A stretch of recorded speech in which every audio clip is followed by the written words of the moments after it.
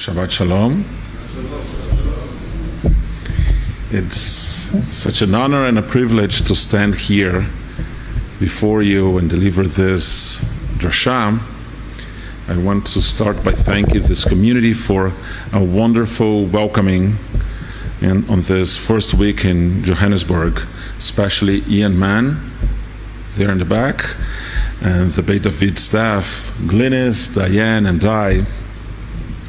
For those who did not watch the short video I recorded, I'm Brazilian, I'm 53 years old, I have two teenagers, ages 13 and 16, and I came to Johannesburg with my partner, Melanie, who's seated here in the front. I received my rabbinic ordination from the Rabbinical School of Hebrew College in Boston in 2011, and since then I have worked in a variety of settings with college students, in Jewish day schools, and as a pulpit rabbi for the past 5 years. Before I became a rabbi, I got degrees in business and economics and had a career in management consulting, which brought me to Johannesburg for the first time in 2004. I have lived in 4 different continents. I'm not sure. How many continents are there? 5? 5 or 7? 7. I learned 5. I learned like her. But in America they say 7 because America and South America are different continents, and now they count Antarctica. So in 7, if the count is 7, then I lived in 4 different continents. If it is 5, then I only lived in 3. And I have lived in different cities within each one. But even when you're used to them, transitions can be and usually are challenging. We tend to develop roots in the places we settle in, and when we leave them to a new place, we feel a bit unstable as the new roots grow steady. So I apologize in advance and ask for a bit of patience if I speak too much about my experiences in Brazil. But I can tell you that I already start to fall in love with this place, just as I did when I first came to Johannesburg 21 years ago. I left the country 21 years ago saying, in the World Cup, it's first Brazil, second South Africa. Then I lived in so many different places. This week's Parsha, Bo, also speaks of transitions.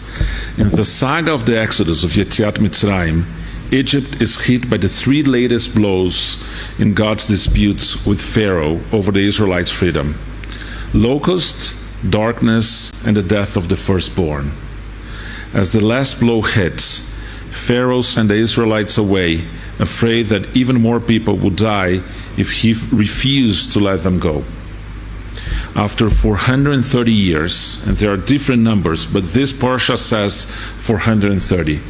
After 430 years, the Israelites were finally free to leave their servitudes and to become a free people in a land that God had promised to their ancestors. The text speaks of 600,000 men, plus women and children.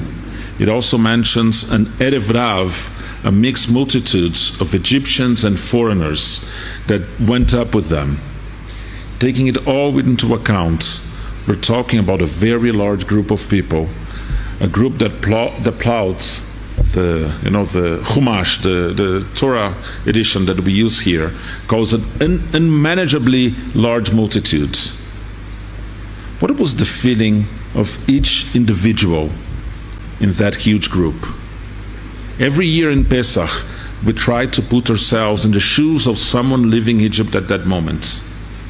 What were they feeling? Were they anxious? Were they fearful? Were they excited? What were their hopes? What experiences from Egypt were they carrying with them? Sometimes, as members of large groups, even if not the 2 million people that the scholars, the Mefarshim estimate that 600,000 adult males equal 2 million people overall. So as members of large groups, we might feel lost in the multitudes. Changes may make these feelings even more acute. And there's no better remedy for this feeling than a community that values what each person brings to the group, in which every person feels seen and heard and safe. I'm aware of the fact that as much as Beit David is a new experience for me, I am also a new experience for this community. And you have certainly gone through a lot of transitions over the past few years. By acknowledging that, I want to invite each and every one of us to feel valued, and it's funny, ironic for the person arriving to say that I want you all to feel welcomed. But so I want to invite each and every one of us to feel valued and welcomed and seen and heard. Over the next 3 months, I really want you to get to know me, and I want to get to know you. What are your dreams and your fears? What Jewish experiences do you cherish the most, and what aspects of our tradition cause you discomfort? Come talk to me after services today or tomorrow, or even better, contact the office on Monday and schedule a time for us to talk over coffee or hot chocolate or tea. I hope to get to know each one of you individually, not only as part of the multitudes. From the people I have already had the chance to meet, I know this to be an amazing community, and I feel really honored being your rabbi. I hope you'll be able to see the person behind the title, and let me also see you for who you really are. Shabbat Shalom. Before I get down from the bima, I think it's a bit exaggerated, but I love the metaphor of a synagogue without a rabbi is like a house without a roof. But let's say that today, maybe because of the rain, we have a double roof, and acknowledge the presence also of Rabbi Malcolm from Cape Town, who came to officiate at tomorrow's Bar-Mitzvah. Welcome, again, ironic as it is, and Shabbat Shalom.